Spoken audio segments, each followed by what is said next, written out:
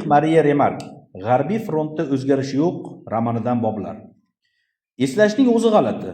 Uyda yozuv stolining g'aladonida qog'ozga tusha boshlagan Saul nomli dramam va bir dasta she'rlarim yotibdi. Men bu asarlar ustida necha tunlarni tongga ulaganman axir. Deyarli hammamiz shunga o'xshash biror ish bilan shug'ullanardik-da. Hozir esa bu mashg'ulotim o'zimga shu qadar g'ayritabiiy tuyuladiki, buni hatto tuzuk quruq tasavvur ham qila olmayman. Bu yerga kelganimizdan buyon oldingi hayotimizdan butkul uzilib qoldik. Lekin bunda bizning aybimiz yo'q. Ba'zan o'tgan kunlarimizni birma-bir eslashga va bariga izoh topishga urinib ko'ramiz, ammo uddasidan chiqa olmaymiz. Aynan bizga kamtarik metin yoshlar deb atalgan 20 yoshlilar Krop, Müller, Layer va menga barchamizga yuz berayotgan voqealar qip-qizil jumboq. Boshimiz garang. Yoshi bizdan kattaroqlarning o'tmishi yodida, oyoqlari zamindan uzilmagan, ularning oilalari, bola-chaqalari, kasbkorlari va orzu-niyatlari bor. Bu rishtalar shu qadar mustahkamki, urush bu rishtalarni parchalab tashlay olmaydi. Bizda-chi? Bizda nima bor? Ota-ona, kimningdir sevgan qizi bor xolos. 20 yoshda ota-onaga mehr andak tushsa edi. Qizlarga esa hali bepisandroq qaraladi. Nima ko'ribmiz biz osmoniy xoyu havas, ba'zi bir narsalarga ishqibozlik va maktab boshqa nimani bilamiz? Mana endi shular ham yo'qqa chiqib turibdi. Baraka topkur, kamtarik, sizlar ayni hayot bo'sag'asida turibsizlar, desa bo'lardi-ku. To'g'risi ham shu-da. Hali ildiz otmasimizdan urush girbonimizdan oldi. O'sha kattalar bunga chidashadi. Ular uchun urush o'tkinchi bir voqea. Bizning kelajagimiz nima bo'ladi? Hozir bir narsaga shubhamiz yo'q. Biz toshbag'ir bo'lib qoldik. Bunga jinday armon va anduh ham qorishib ketgan. Lekin keyingi paytlarda ko'proq loqaydlik ustun kelayotgani ham chippa-chin. Mabodo Müller Kimmerxning botinkasiga ko'z tikkan bo'lsa, bu unga ichi achiyamayapti degani emas. Agar shu matoq Kimmerxga hali asqotishiga ishonganida, u tikanli sim ustida yalang'oq yurishga ham rozi bo'lardi. Hozir bu poyabzal Kimmerxga mutlaqo daxlsiz buyumga aylanib qolgan. Müllerga esa juda ham zarur.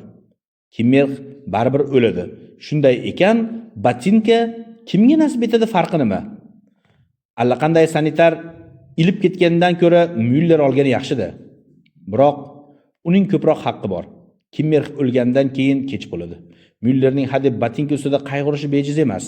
Biz boshqacha fikrlashni unutganmiz. Illo boshqacha mulohaza yuritish biz uchun g'ayritabiiy. Biz faqat bor narsani tan olamiz. Bizga shunisi muhim.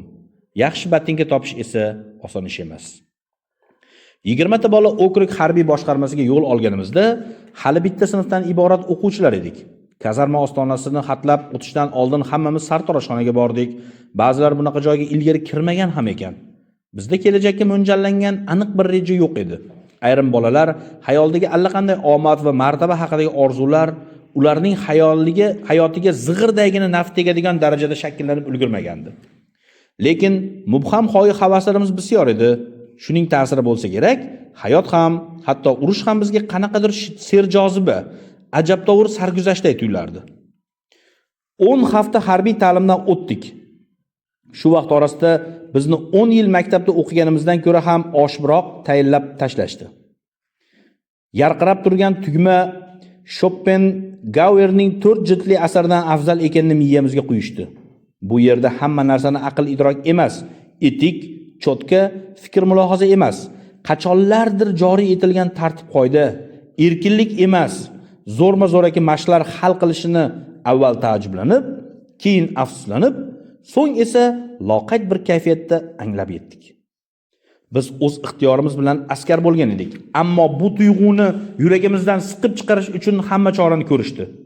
Oradan 3 hafta o'tar o'tmas, kichik zobit pagonni taqqan qandaydir pochtalyon bizga ota-onamiz, o'qituvchilarimiz, Aflotundan tortib Gyotegacha bo'lgan jamiki daho allomalarga nisbatan hukmini ko'proq o'tkaza olishiga ishonch hosil qildik. O'qituvchilarimiz jo'shib toshib tasvirlagan vatan obrazi bu yerda o'zligidan butkul voz kechgan inson shaxsiyatida mujassamlashganini tiniq, o'tkir nigohlarimiz bilan tezgina ilg'ab oldik. Bunaqa narsani hech kim hech qachon qulvachchadan ham talab qilmasa kerak. Kaftini chekkaga qotirish, kaftni chakkada qotirish, g'ostirish, hadeb yurishni mashq qilish, miltiqni ma'lum vaziyatda tutgan holda tabriklash, betini goh o'ngga, goh so'lga burilish, poshnalarni urishtirish, haqorat va aybsitishlarga chidash. Yo Parvardigor, lekin biz burchimizni tamomila boshqacha tasavvur etardik. Bizni mislsiz jasoratlarga o'rgatishadi deb kutgandik. Nachora, borib bularga ham ko'nikdik. Hatto bu mashg'ulotlarning ayrimlari foydali ekanini ham tan oldik. Lekin qolganlari faqat xalaqit beradigan ortiqcha dahmazalar edi. Askar bunaqa narsalarni tez ilg'aydi. Sinfimizdagi bolalarni to'rtta qilib, Friesland baliqchalari, ishchilar, dehqonlar va hunarmandlarga qorishtirilgan holda bo'linmalarga taqsimlab yuborishdi. Tezda ular bilan do'stlashib ketdik. Krop, Müller, Kimmerch va men kichik zobit Himmelschutz komandirlik qiladigan 9-bo'linmaga tushdik. Himmelschutz kazarmalarda eng zolim mustabid inson sifatida nom qozongan va bundan faxrlanib yurardi. Pakana, chorpaxil, sap-sariq mo'ylovli, tepaga buralgan va qismda 12 yildan buyon xizmat qilayotgan bu odam ilgari pochtalyon bo'lgan ekan. Krop, Tiaden, Westhus va menda uning alohida xusumati bor edi. Chunki unga nuqul zimdan qarshilik ko'rsatishimizni sezardi. Bir kuni ertalab Himmelstossning karavotini 14 marta to'g'rilashga majbur bo'ldim. Bir nimani bahona qilib ko'rpani yerga uloqtiradi, qaytadan boshlayman. Bir gal 20 soat ter to'kib, orada nafasni rostlab, albatta uning tarasha bo'lib ketgan eski etigini shunaqangi yarqiratib, cho'tkalab yubordimki, o'zi ham miq etolmay qoldi. Uning buyrug'iga binoan tish cho'tkasi bilan kazarma polini yog' tushsa yalagudek qilib tozalab chiqdim. Tasavvur qilingan tish cho'tkasi, pol cho'tkasi va xokandoz bilan qurollanib, Krop ikkovimiz Himmelstossning topshirig'ini bajarishga kirishdik va hovlini qordan tozalash kerak edi. Sovuqdan shamdek qota yozdik, lekin chekinmadik. Shu payt bir leytenant hovliga kirib qolib, bizni kazarmaga jo'natdi. Himmelstossga rosa tanbeh berdi. Eyvoh, shundan keyin battar sho'rimizga sho'rva to'kildi. 4 hafta ketma-ket har yakshanba soqchilikda turdim. Bu ham yetmaganday, bir oy davomida rotada navbatchilik qildim. Orqamda safar anjomlari liq to'la xalta, qo'limda miltiq pichillagan, shilta yalanglikda rosa yugurtirishdi. Biri yot deydi, biri chop deyishadi. Axir holdan toyib cho'zilib qoldim. 4 soatdan so'ng Himmelstossga yuvib quritilgan toza kiyimlarimni ko'rsatdim. To'g'ri, qo'llarim qontalash bo'lib ketganini sezdirmadim albatta. Krop, Westhus, Tiaden va men to'rtovlon bemisl izg'irinda qo'lqopsiz, miltiqning yaxga aylangan stolini changallagancha g'oz turish mashqini noiloj bajardik. Himmelstoss esa bizni buyruqni bajarmaganlikda ayblash maqsadida salgina tebranib ketishimizni kutib, atrofimizda beto'xtov aylanib turdi.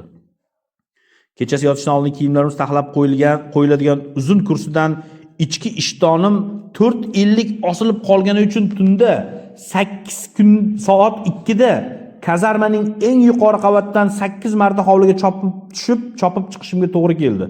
Men bilan yonma-yon tilini osirtirgancha navbatchi kichik bir zobit Himmelstoss ham yugurardi. Nayza sanchish mashqlarida nuqul Himmelstossga ro'para bo'lardim. Menda zil-zambil og'ir temir tayoq, unda esa yengilgina yog'och miltiq. Har gal qo'llarimni momotaloq qilib yuborardi. To'g'ri, bir safar jon achchig'ida temir tayoqni qorniga shunaqangi suqdimki, voy-voylagancha dumalab qoldi. Rota komandiriga shikoyat qilgan ekan, o'zing g'aflatda qolib e'tibor bermagansan deb rasul ustidan kulibdi.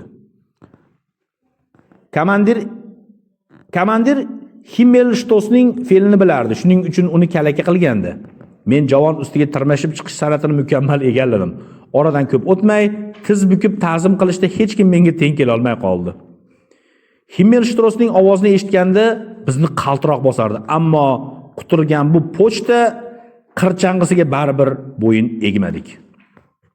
Yakshanba kunlarining birida Krop ikkalamiz o'zimiz tozalagan hojatxona axlati solingan chelakni langarchopda ko'tarib barak yonidan o'tayotgan edik. Ro'paramizdan yana o'sha pochtalyon chiqib qoldi. Yasanib olib shaharga ketayotgan ekan. Oldimizda to'xtab, "Qalay, yaxshi ish ekanmi tozalash?" deb so'radi. Biz javob berish o'rniga duduqlanganday bo'ldik-da, chelakning uning oyoqlariga ag'dardik. Himmelshtos alamidan chinqirib yubordi. "Nima qilaylik? Bizning ham sabr kasamiz to'lgan edi-da." "Sizlarni yil to'riga tiqaman" dedi u. Krop ham bo'sh kelmadi. "Oldin tekshiruv bo'ladi, bor gapni aytamiz" dedi u. "Kichik zobit bilan shunaqa gaplashishadimi, askar?" yana qichqirdi Himmelshtos tutaqib. "Esingiz joyidami? So'ragandan keyin javob qaytaring. Xo'sh, nima qilmoqchisiz?" "Janob, kichik zobitning qilmishini gapirib beramiz", dedi Krop barmoqlarini chakkasiga juftlab. Shunda birdan Himmelштosning popiga pasayib qoldi. Indamay jo'navordi. To'g'ri, keta turib, shu gap yodingizda tursin deb luqma tashlab qo'ydi, ammo endi uning obro'yi bir pul bo'lgan edi. Lekin o'ch olishga yana bir bor urinib ko'rdi. Bizni yalanglikda toza yugurtirdi. Tabiiyki goh yod, goh chop degan buyruqni ham kanda qilmadi. Biz itoat etdik. Buyruqda, uni bajarish kerak. Lekin buyruqni shunaqa sekin behafsala bajardikki, Himmelштosning joni halqumiga keldi. Imillab yotamiz, imillab turamiz, alamdan boshqa buyruqlar beradi. Xullas baqiraverib tomog'i bo'g'ilib qoldi. Shundan keyin bizni tinch qo'ydi. To'g'ri, itvachchalar degan so'z hamon og'izdan tushmasdi. Lekin bu haqoratda hurmat ohangi ham sezilardi. Kichik zobitlar orasida insoflilar ham yo'q emas. Ular o'zlarini har doim sipot tutishadi. Qaytangi o'shnaqalar ko'proq. Lekin hammalari front orqasidagi bexavotir, iliq issiq kursilarga yopishib olishgan, ketkilar kelmaydi. Buning uchun esa harbiyga, yangi chaqirilganlarga qattiq qo'l bo'lmoq lozim. Mana shuning oqibatida kazarma hayotining azoblari xo'p tortdik. Alam qilgandan ba'zan dodlavoray dedik. Birov sog'lig'ini yo'qotdi, Wolf esa zotiljamga chalinib, o'pka kasal degani. Hayotdan ko'z yumdi. Tahqirlandik-ku, lekin taslim bo'lmadik. Biz toshbag'ir, hech narsaga ishonmaydigan qahri qattiq, qasoskor, qo'rs odamlarga aylandik. Hisobda yaxshi bo'lgan ekan. Bizda xuddi mana shu xislatlar yetishmas edi. Mabodo obdon chiniqtirmasdan to'ppa-to'g'ri okoplarga urushga jo'natishganda, ko'plarimiz allaqachon aqldan ozib, jinni bo'lib qolardik. Hozir esa har qanday ko'rgilikka biz tayyormiz. Biz bukilmadik, biz moslashdik. Bunga 20 yoshimiz yordam berdi. Aks holda holimizga maymunlar yig'lardi. Eng muhimi qalbimizda o'zaro hamjihatlik tuyg'usi kurtak yozdi. Borib okoplarga tushib qolganimizdan so'ng bu tuyg'u urush hadya etgan bir fazilat, birodarlik rishtalarini mustahkamladi. Kimmersning karavoti yonida o'tiribman. U tobora holdan ketyapti. Shifoxonada yugur. Sanitar poyezdi kelgan. Evakuatsiyaga yaroqli yaradorlarni saralashyapti. Doktor Kimmersning karavoti oldida to'xtamaydi, hatto unga qaramaydi ham. Kelasi safar Frans deyman men. U tirsagiga suyanib yostiqdan boshini xiyol ko'taradi. Oyog'imni kesib tashlashdi. Demak bilibdi, indamay bosh irg'ayman. Shunga ham shukr qil. U churq etmaydi. Men yana gap boshlayman. Ikkala oyog'ingni kesishlari mumkin edi, Frans. Ana, Wegeler ham o'ng qo'lini yo'qotdi. Bundan yomoni yo'q. Keyin sen uyingga ketasan-ku axir. U menga tikilib qaraydi. Nahotki, albatta-da. U qaytadan so'raydi, rostdanmi? Rost, Frans, rost. Faqat operatsiyadan keyin sal o'zingga kelib olishing kerak, do'stim. U yaqinroq surilishimga ishora qiladi. Unga engashaman. Ishonmayman, dedi u. Bema'niga Frans. 3-4 kundan keyin o'zing ko'rasan. Dadil bo'l, kesibdi-da. Bu yerda sendan battarlari ham bor. U qo'lini ko'tardi. Qaragin, qo'limga qaragin. Operatsiyaning ta'siri, ovqatni uraver, tez tuzalasan. Ovqatlari yaxshimi? U idishni ko'rsatdi, to'la turibdi. Battar tashvishga tushaman. Frans, bunaqada bo'lmaydi. Darding yarmini ovqat aritadi. Har holda bu yerda yomon boqishmasa kerak. U eshitishni xohlamaydi. Picha sukutdan so'ng bolaligimda o'rmonchi bo'lishni orzu qilardim, deydi shiftga tikilgancha. Ulgurasan hali, tasalli beraman men.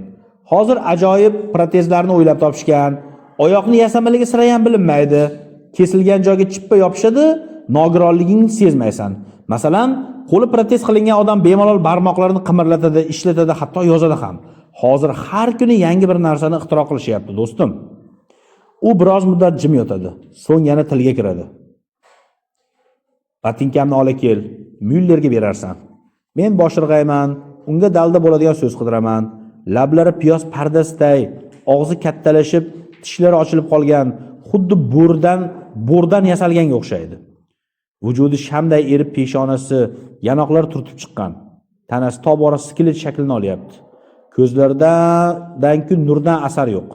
Nafas to'xtashiga sanoqli daqiqalar qolgan.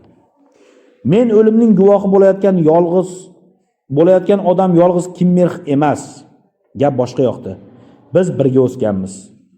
Inshoni undan ko'chirardim. Maktabda hamma vaqt ikki tirsagining taqiri chiqqan, belbog'li jigarrang kostyum kiyib yurardi. Turnikda aylanishga shunaqa usta ediki, oyog'i tik bo'lganda ipakdek sochlari to'zg'ib, yuzini butkul qoplab olar. Bundan u g'ururlanardi. Ammo lekin tamaki tutuniga toqat qila olmasdi. Terisi shu qadar oppoq ediki, nimasidir qiz bolaga ham o'xshab ketardi. Etigimga qarayman. O'lguday beso'naqay, qo'poldan qo'pol, shimimning pochalari etik qo'njilariga suqilgan. Bunday qiyofada durkun va baquvvat ko'rinasan. Ammo yuvingan yechinganimizda yelka va oyoqlarimiz cho'pday ekani oshkor bo'ladi qoladi. Biz endi askar emas, ona suti og'zidan ketmagan norasidalarga o'xshaymiz.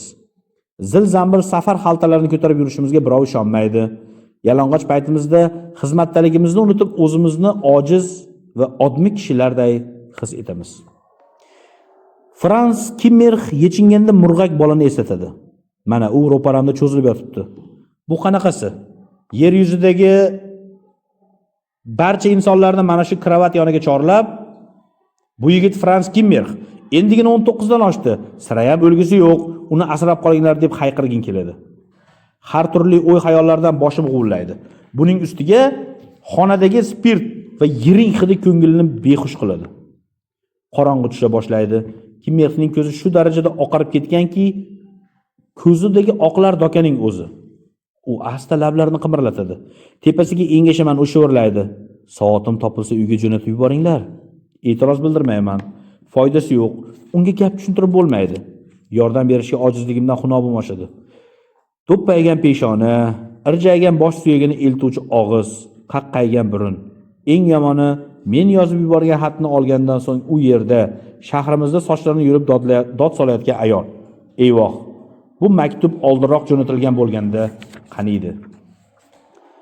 Chelak va dori shishalarini ko'targan sanitar xonama-xona yurishibdi.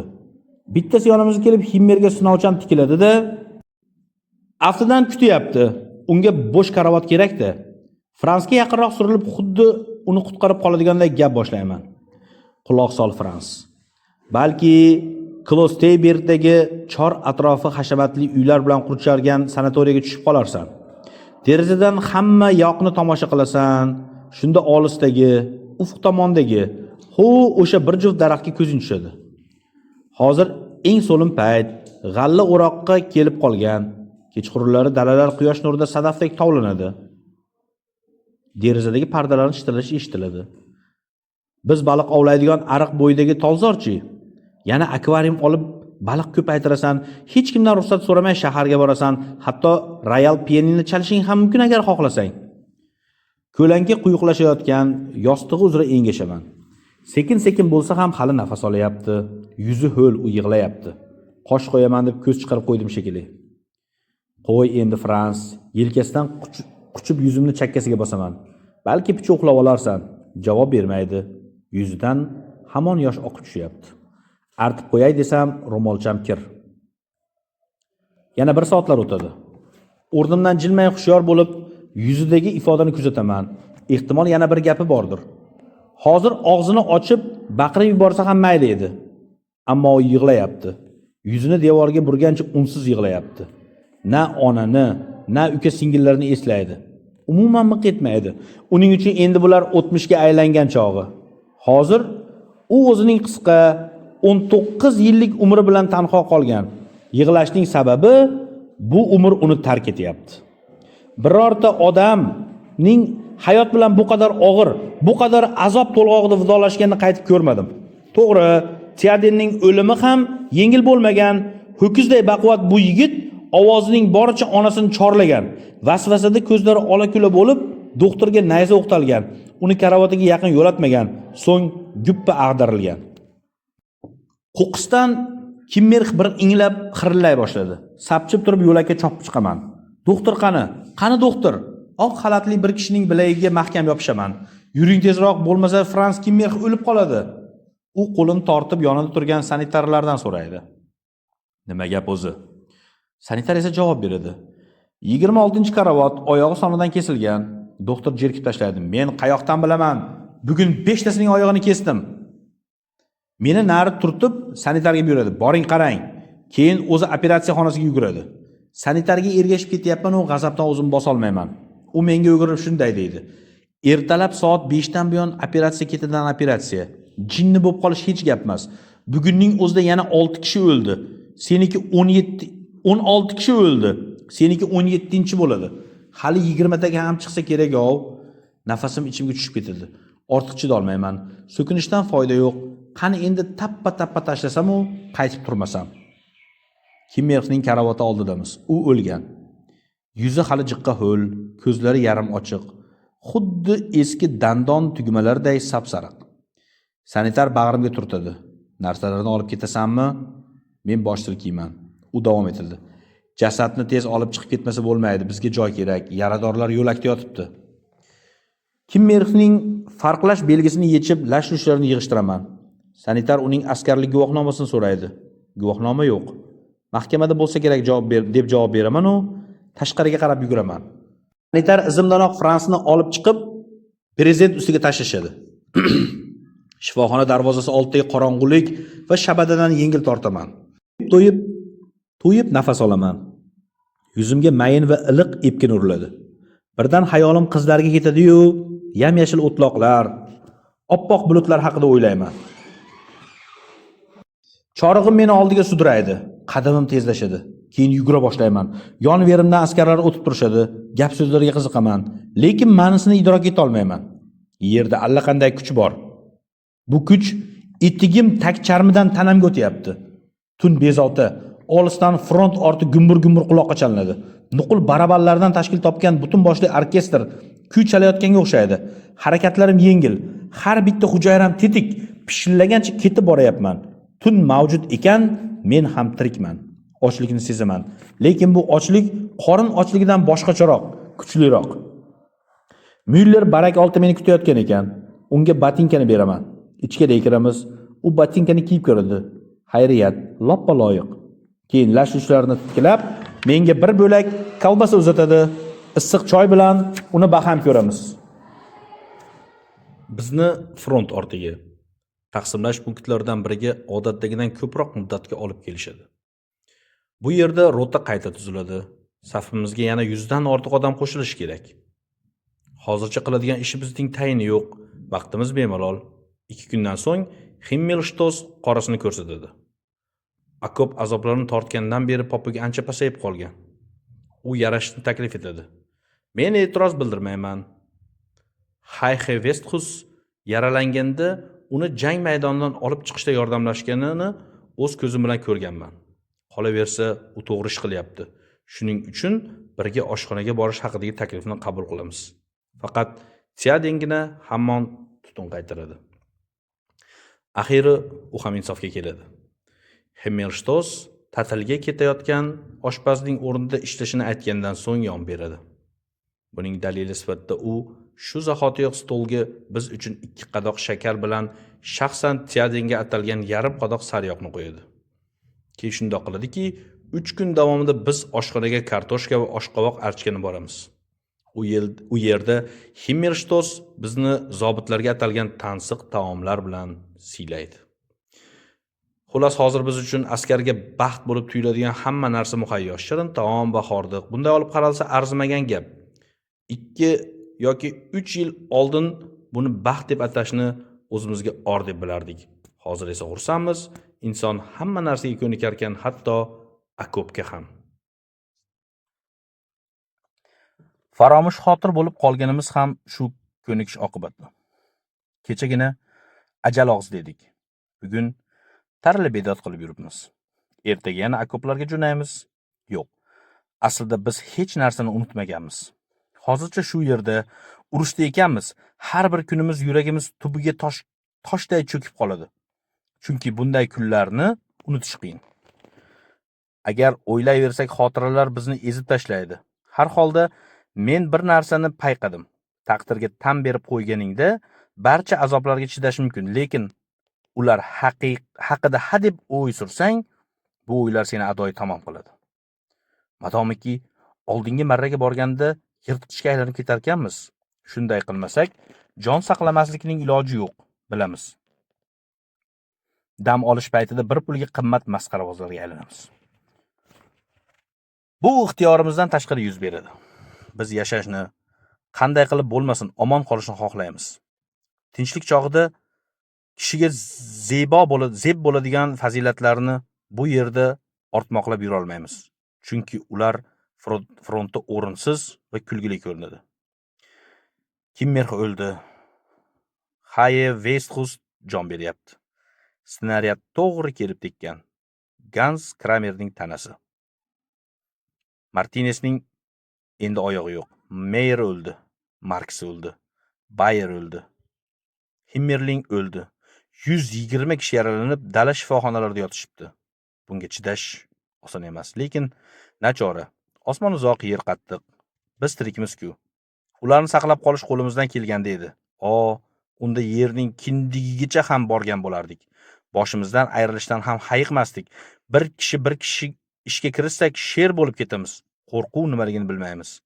O'lim dahshati nima bo'pti? Bu tana sezgisi xolos. Ammo o'rtoqlarimizdan judo bo'ldik. Ularga hech qanday yordam bera olmaymiz.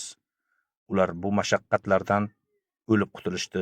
Bizni yana nimalar kutayotganini kim biladi? Shuning uchun hozirgi g'animat kunlarimizning betashvishligidan sevinamiz.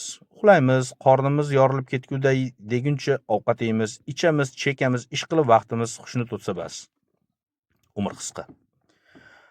Oldingi marradan uzoqlashishimiz bilan urush dahshatlari ongimiz tubiga cho'kadi. Ulardan qutulish uchun maynavozchilik qilamiz. Shunda sal yengil tortamiz. Hamma narsani hazilga yo'yish orqali mudhish o'ylardan xalos bo'lamiz. Lekin biz hech narsani unutmaymiz. Harbiy gazetalar, jangchilar hazil mutoyibaga usta bo'lishadi. Ular o'q yomg'iri ostidan chiqiboq o'yin kulgi boshlab yuborishadi deb yozishadi. Bu gaplar g'irt uydirma. Biz qiziqchi bo'lganimiz uchun qiziqchilik qilmaymiz. Faqat ana shu tuyg'uni yo'qotmaslikka tirishamiz. Aks holda xarob bo'lamiz. Qolaversa bu holatimiz uzoqqa cho'zilmaydi. Oy sayin hazilimizning tagi zil bo'lib boradi. Shunga ishonchim komilki, hozir ongimiz tubida cho'kib yotgan xotiralar keyin urushdan so'ng tepaga qalqib chiqadi. Ana o'shanda bular to'g'risida yengil-yelpi gapirib bo'lmaydi. Bundan keyin yashay olamizmi yo'qmi?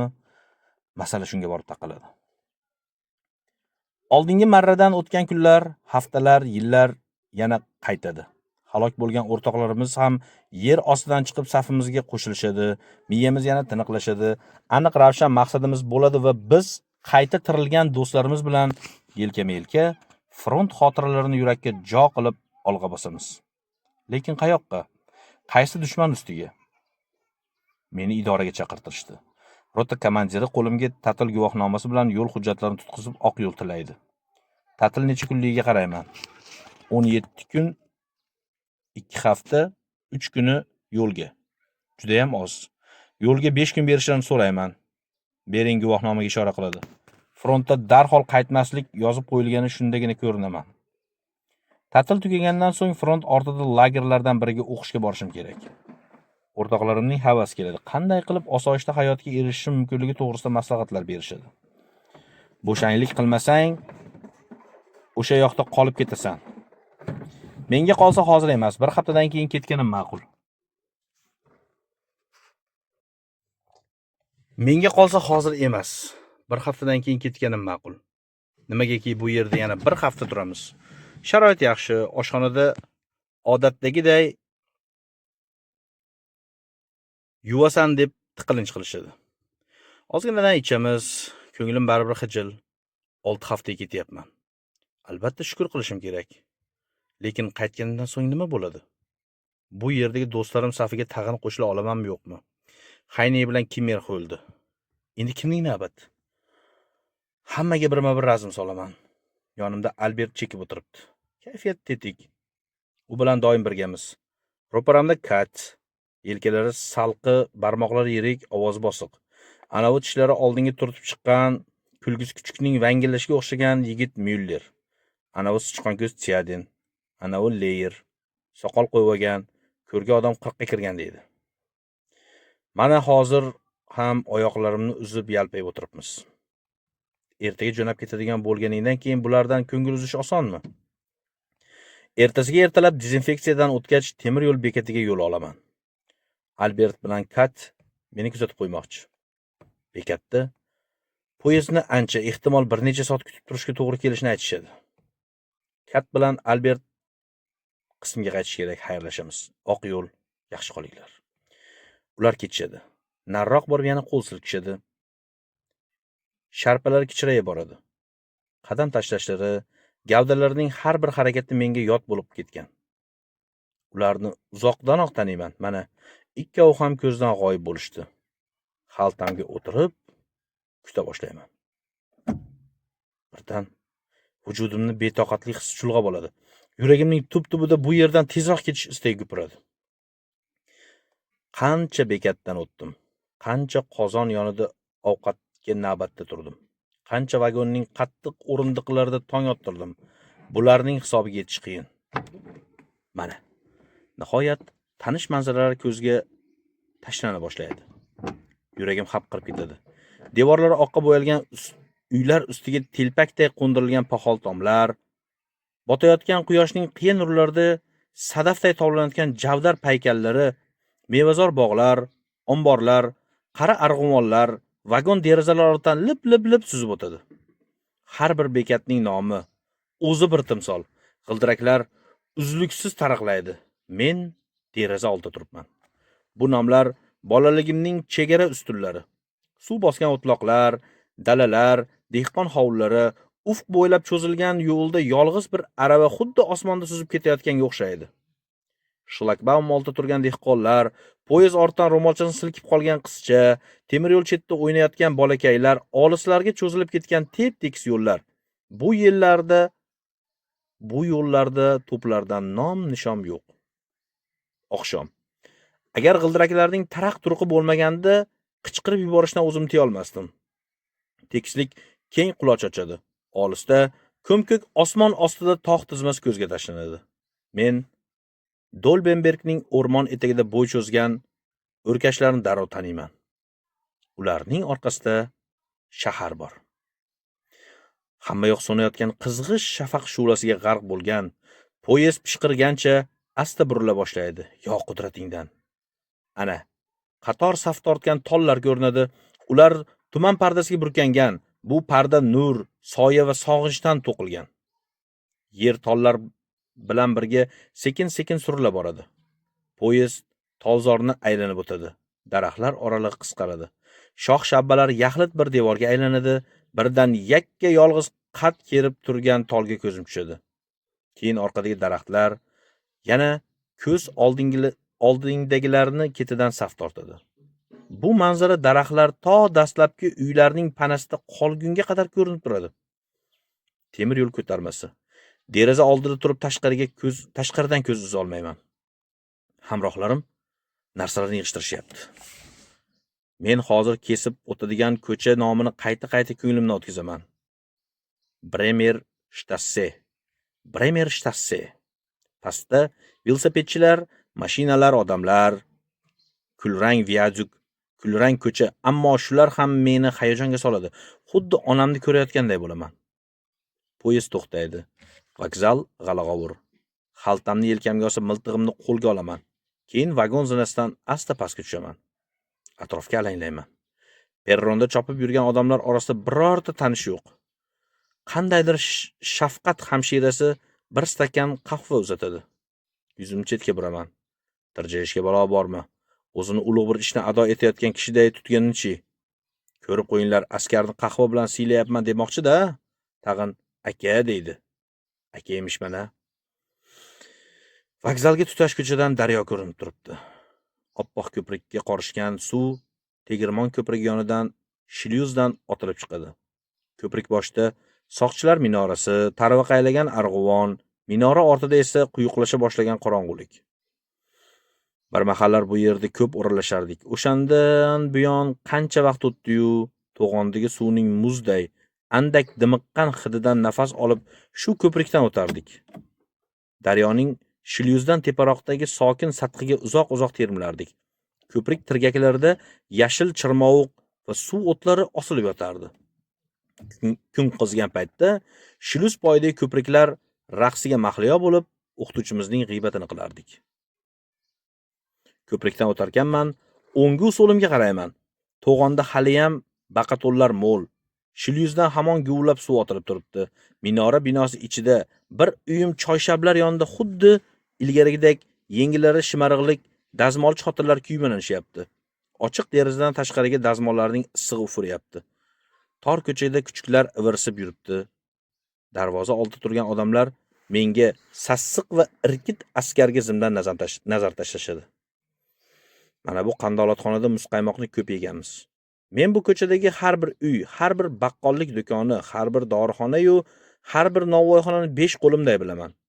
Mana nihoyat tutqichi eskirgan jigarrang eshik oldida turibman. Qani qo'limni ko'tarishga chog'im kelsa. Eshikni ochaman. Meni zinapoyaning salqin g'ira-shirasi chulg'ab oladi. Ko'zim buyumlarini arang ajratadi. Oyoqlarim ostida zinalar g'ishirlaydi. Tepada eshik qulpi sharaq etadi. Kimdir panjaradan egilib qaraydi. Bu oshxonaning eshigi. Ichkaridan kartoshkali kotlet qovurishyapti. Hidi butun uyni tutib ketgan. Bugun shanba, demak panjaradan opam engashib qaragan bo'lsa kerak. Avvalgi turgan joyimda qotib qolaman. Keyin temir qalpog'imni yechib tepaga qarayman. Ha, opam. Paul! Paul! qichqiradi u. Men boshimni silkiyman. Xaltam zinapoya panjarasiga ilinib qoladi. Miltig'im og'ir. Opam mehmonxona eshigini ochadi. Oyi, Paul keldi. Oyoqlarim qo'zg'almaydi. Oyi deyapman, oyi, Paul keldi. Devorga suyanib, qo'limdagi qalpoq bilan miltiqni qattiq qisaman. Ularni qisib turaman-u, qani biror qadam bosolsam. Zinapoya chaplashib ko'rinadi. Miltiq qo'ndog'i bilan oyog'imga uraman. Tishlarimni g'ishirlataman, ammo opam aytgan bir og'iz kalima bor quvvatimni sug'urib olganday tuyuladi. Jilmayishga, biror narsa deyishga urinaman. Qayoqda? Abgor va nochor ahvolda miq etolmay zinapoyada turibman. Ko'zlarimda yosh quyilyapti. Chiqmaysanmi? Nima bo'ldi senga? dedi opam tepadan turib. Arang o'zimni qo'lga olib bir amallab dahlizga ko'tarilaman. Miltiqni burchakka, xaltamni devor yoniga, qalpoqni xalta ustiga qo'yaman. Endi kamarni yechish qoldi. Ro'molcha bersang-chi, deyman opamga zarda bilan. Opam javondan ro'molcha olib uzatadi. Yuz ko'zlarimni artaman. Devorda bir mahallar o'zim yiqqan turli-tuman kapalaklar solingan oynavan quti osilib turibdi. Oyimning ovozi yotoqxonadan eshitiladi. Nega yotibdilar, so'rayman men. Ha, toblari yo'q, javob beradi opam. Yotoqxonaga kiraman. Oyimga qo'limni uzatib iloji boricha xotirjam gapirishga tirishaman. Mana, men keldim, oyi. Oyim indamaydi. Xona nimqorong'u. Keyin ko'zlarimga sinovchan tikilib so'raydi.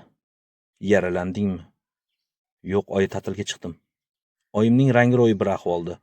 Chiroqni yoqmay qo'ya qolaman. Esim qursin, suyunishning o'rniga yig'lab yotibman-a, dedi oyim.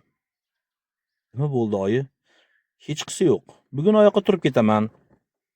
Shunday deb, oshxonaga kirib chiqib turgan opamga murojaat qiladi. Burinnika murabbosini och. Sen yaxshi ko'rarding, to'g'rimi? So'raydi oyim mendan. Ha, oyi, yemaganimga ancha bo'ldi. Kelishingni ko'nglim sezuvdi. Xuddi bilganda sen yoqtiradigan kotlet pishirayotgandim. Kartoshkali kotlet. Bunga burisnika murabbosi ham qo'shildi. Bugun shanba-ku, javob beraman unga. Yaqinroq o'tir, deydi oyim. Keyin menga tikilib qaraydi. Qo'llari shalviragan, menikidan ham ingichka. 3-4 og'iz gaplashamiz. Oyim hech narsani so'ramayotgandan xursandman. Hozir har qanday gap ortiqcha. Umid qilish mumkin bo'lgan eng ezgu tilak ushaldi-ku. Men tirikman. Oyimning yonida o'tiribman. Opam oshxonada bir qo'shiqni xirgoyi qilgancha ovqat pishiryapti. Bolaginam, deydi oyim shivirlab. Oilada bir-birimizga hech qachon sir takalluf bo'lmaganmiz. Umri mehnat va mashaqqatda o'tadigan kambag'al xonadonlarda bunaqa muomala urf emas. Shundoq ham ravshan, haqiqatni hadeb ta'kidlayverishni yoqtirishmaydi. Oyim bolaginam dedimi, shu bir og'iz so'zda hamma narsa mujassam. Bilamanki, uyda bir banka murabbodan boshqa shirinlik yo'q. Uni ham menga asrab qo'yishgan.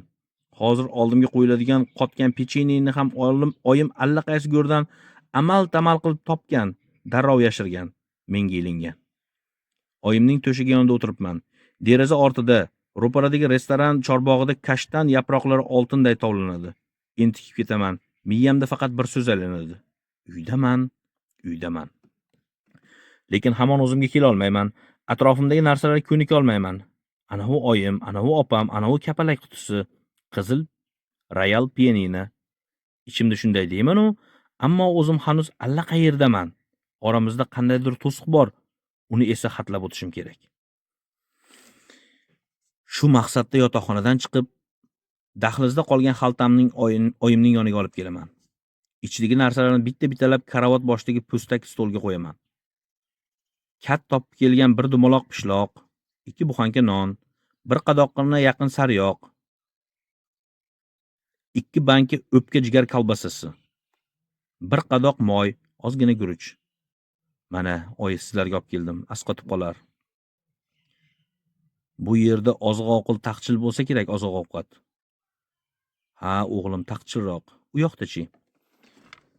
Jilmayib olib kelgan sovg'alarimga ishora qilaman. Albatta har kuni bunchalik emas, lekin yashasa bo'ladi oyi. Erna opam haligi narsalarni olib chiqib ketadi. Oyim bilan bilagimga yopishib so'rab qoladi. Frontda juda ham qiynaldingmi, Paul? Nima deb javob qaytaray oyi? Siz hech qachon tushunmaysiz, tasavvur eta olmaysiz buni. Shunday bo'lgani ham yaxshi. Qiynaldingmi deb so'rayapsiz. Oyi. Keyin bosh chayqab o'ylanib javob beraman.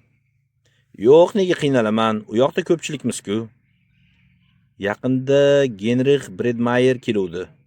Shunaqa vahima qildiki, snaryad deydimi, gaz deydimi? Ichimda o'ylayman, ha, onagidami? Gaz haqida gapiryapti, lekin gazning nimaligini bilmaydi. Faqat mendan xavotirda. Bir gal dushmanning 3 ta okopida gazdan tarrakday qotib qolgan askarlarni ko'rganmiz. Ko'rganimiz haqida og'iz ocha olmayman-ku. Akop tepasidagi do'ngliklar atrofi, o'rinlar ichi yuzi ko'karib ketgan murdalarga to'la edi. Voy oyijon, odamlar og'ziga kelganini gapiraveradi. O'sha Genrixingiz nima deyotganini o'zi bilmaydi.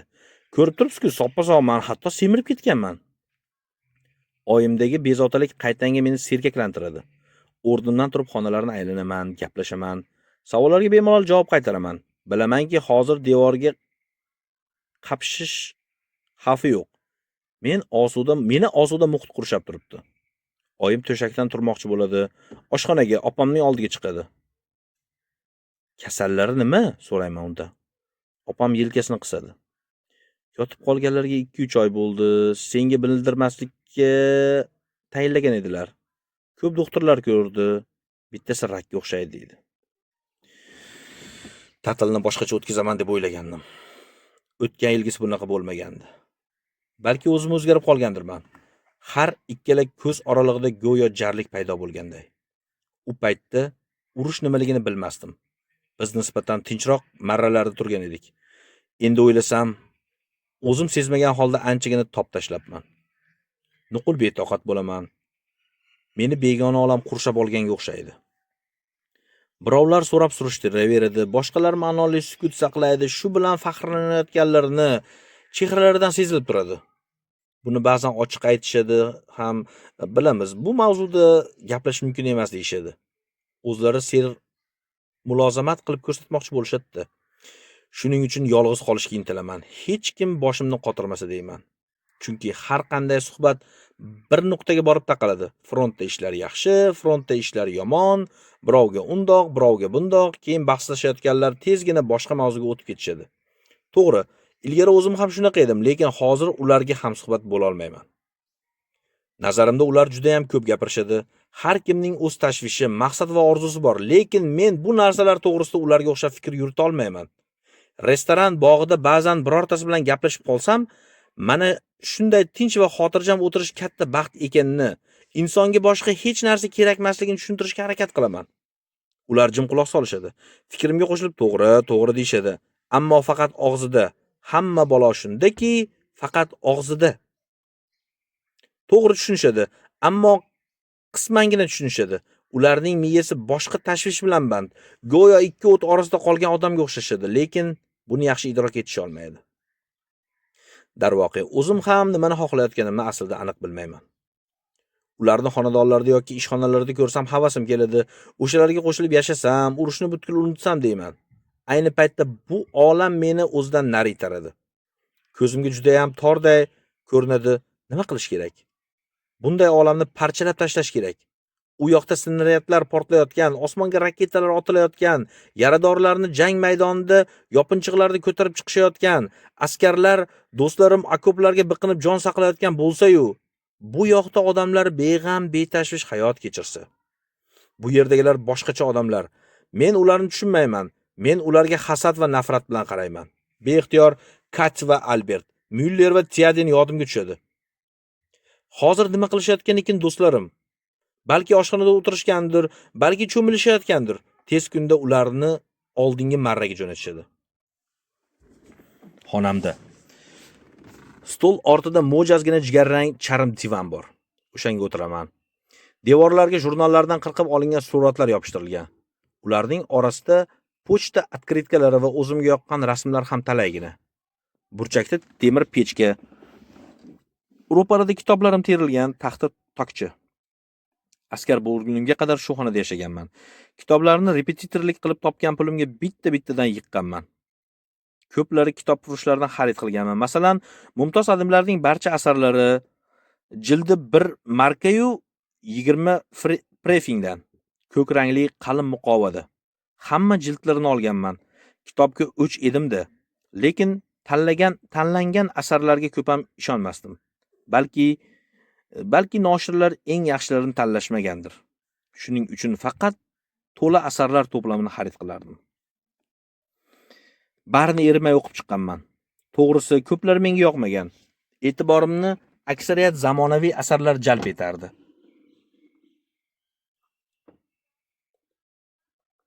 Albatta, ularning narxi ham qimmatroq.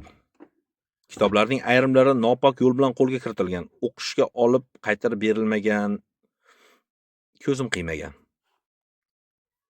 Tokchalarning bir qismi maktab darsliklari bilan to'la. Ularni avaylab o'tirmasdim. Shuning uchun birining udasi chiqib ketgan, birining jildi yirtilib ketgan. Ayrim sahifalari yo'q. Tokchaning eng pastki ko'zida daftarlar, qog'ozlar, xatlar, rasmlar va mening adabiy mashqlarim taxloliq. Xayolan o'sha olis damlarga qaytishga urinaman. Axir mazkur damlar shu yerda, xonamda, shu devorlarda saqlanib qolgan. Qo'llarimni divan suyanchig'iga tashlab, oyoqlarimni tagimga buklab, o'rnashib o'tirib olaman. Deraza ochiq, ko'chaning tanish manzarasi, olisroqda cherkov gumbazi ko'rinib turibdi. Stolda bir dasta gul, qalamlar, ruchkalar, siyohdon, hech narsa o'zgarmagan. Agar omadim kelib urushdan eson-omon qaytsam, hammasi shundayligicha qoladi. Xuddi hozirgiday o'tiraman, xonamga nazar tashlayman va kutaman.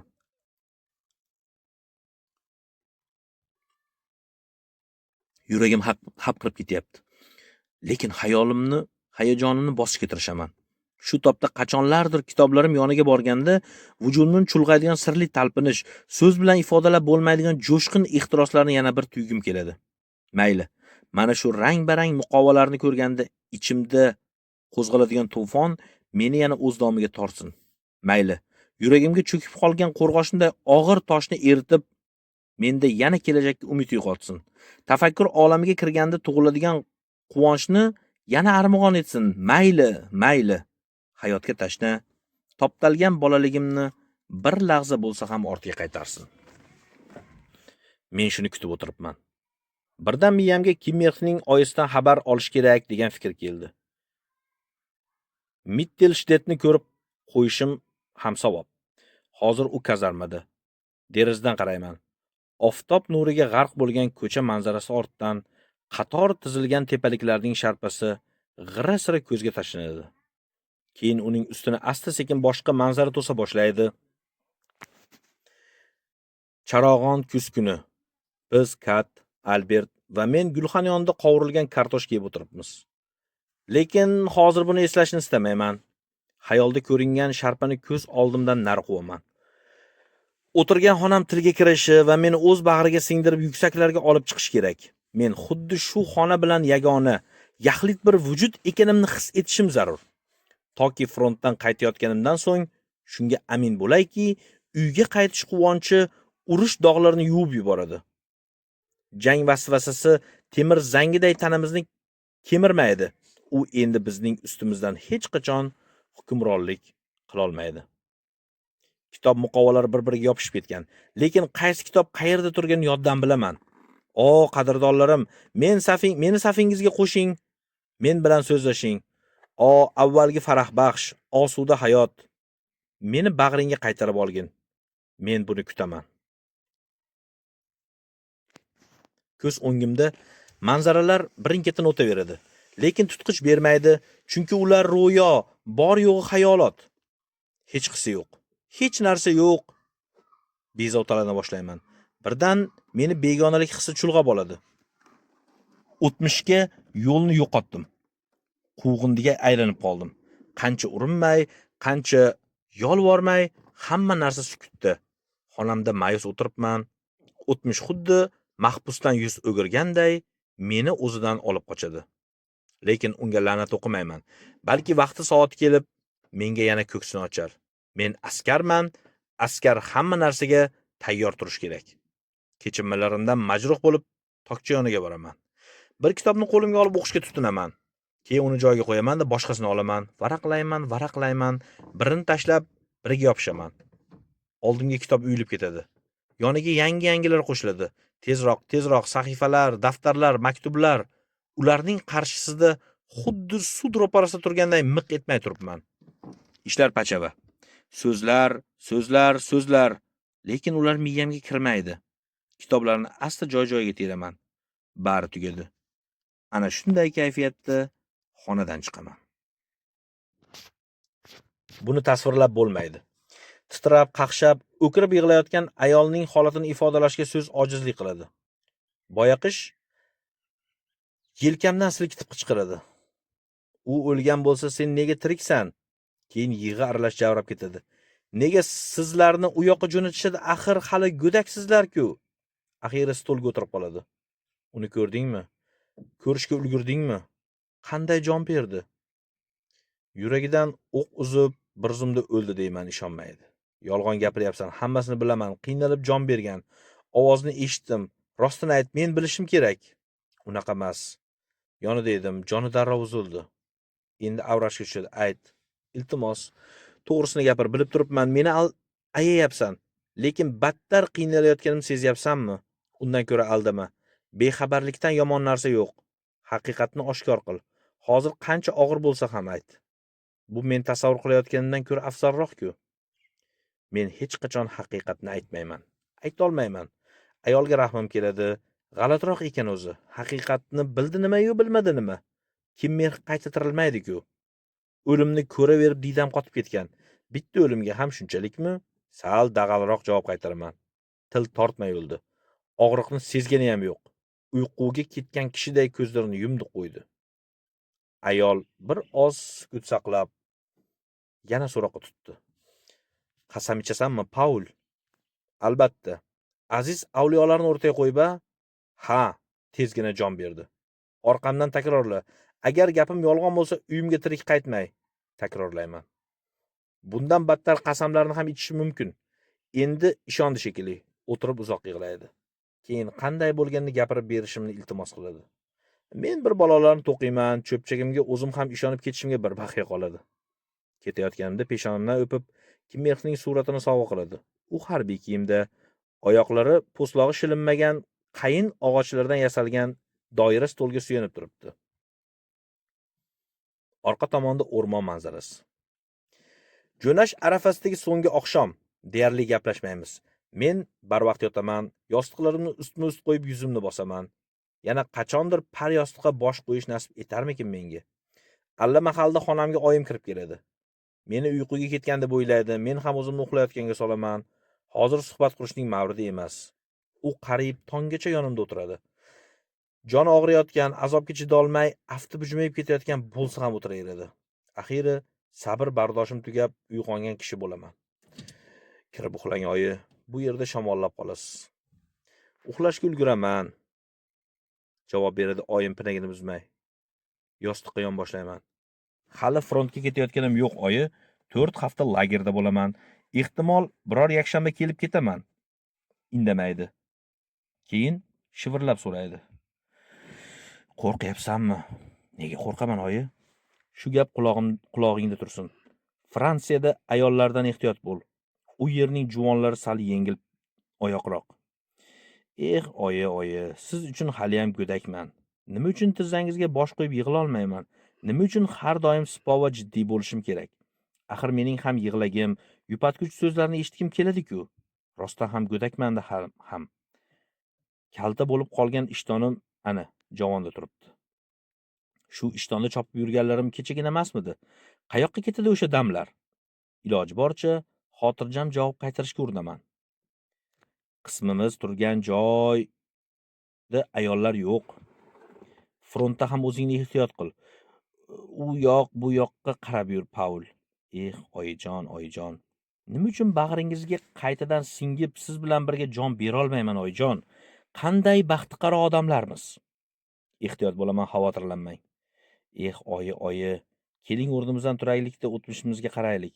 To boshimizdan kulfat aramaguncha qaytaylik o'tmishga, ketaveraylik. Balki o'g'lim xavfsizroq joyga o'tkazishlarini so'rab ko'rarsan. Meni oshxonada qoldirishlari mumkin. Yo'q dema. Odamlar gapirsa gapirar. Gapiravermaydimi? Menga nima oyi? Oyim xo'rsinadi. Qorong'ilikda yuzi oppoq dog'ga o'xshab ko'rinadi. Endi kirib uxlang oyi. Javob bermaydi.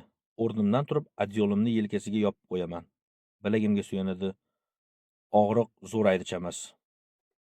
Yotoqxonaga olib kirib, anchagacha yonida o'tiraman. Qaytgunimcha tuzalib keting oyi. Xudo shifo bersa. Menga hech narsa jo'natmanglar. Ovqatimiz yetarli. O'zinglar qiynalmasanglar bas. Ana, oyim to'shakda yotibdi. Meni yeri ko'kka ishonmaydi. Chiqib ketayotganimda yana luqma tashlaydi. Senga bir juft ishton olib qo'yganman. Toza yungdan, issiqqina yurasan. Xaltaga solish esingdan chiqmasin, o'g'lim. Oyi.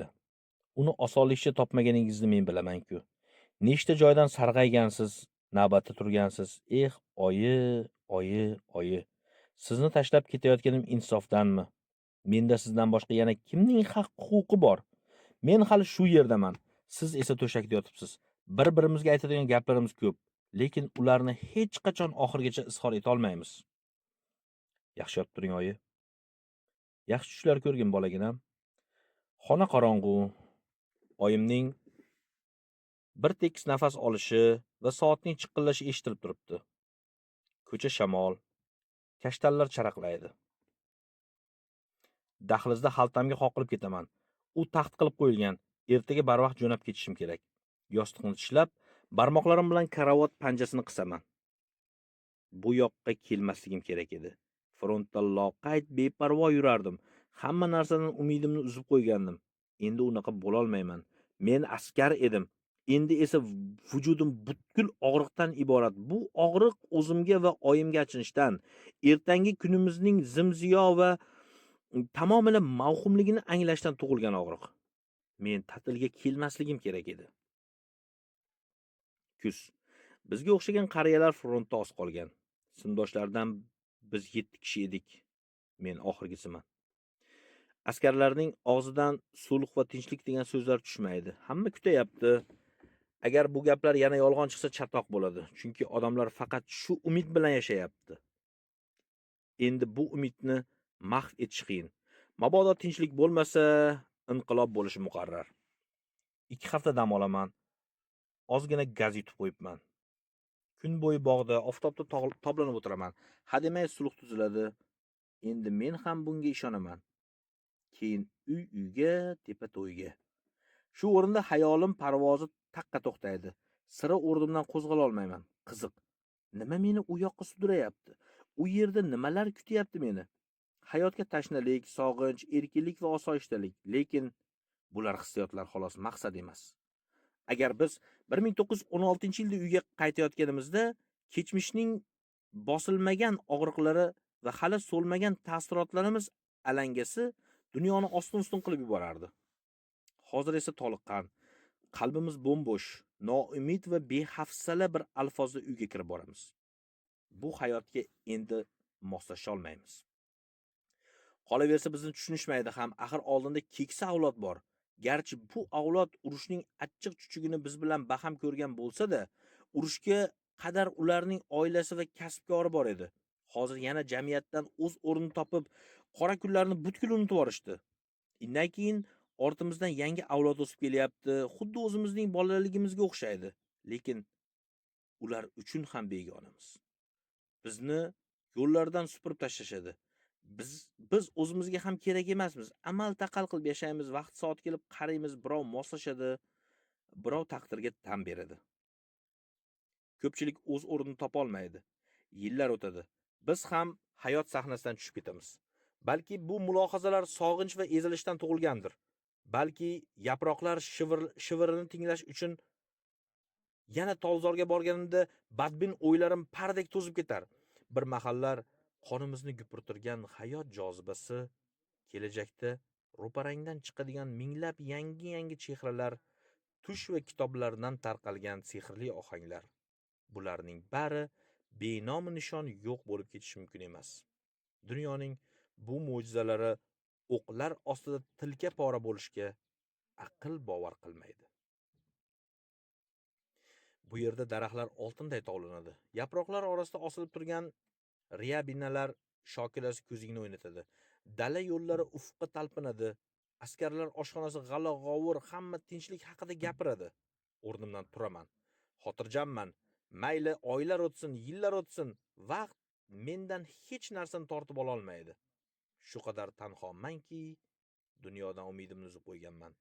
Lekin meni mashaqqatli yillar orasidan opichlab o'tgan hayot tomirlarimda gupirib turibdi. Boshimga tushgan savdolarni yengib o'toldim yo'qmi bilmayman. Hozircha tirikman. O'lmagan qul bir kunini ko'radi. 1918-yilning oktyabrida butun front bo'ylab sokinlik hukm surayotgan paytda u halok bo'ldi. Harbiy axborotlar bittagina jumladan iborat edi. G'arbiy frontda o'zgarish yo'q. U yuztuban yiqiladi. Ag'darib ko'rishganda qiynalmay jon berganday tuyuladi. Yuzi uxlab yotgan kishinikidan farq qilmasdi. Go'yo umri mana shunday xotima topayotgandan mamnunga o'xshardi. E'tiboringiz uchun rahmat. Matnni Nuriddin O'ktamov o'qidi. Komil nizom tarjimasi. 2020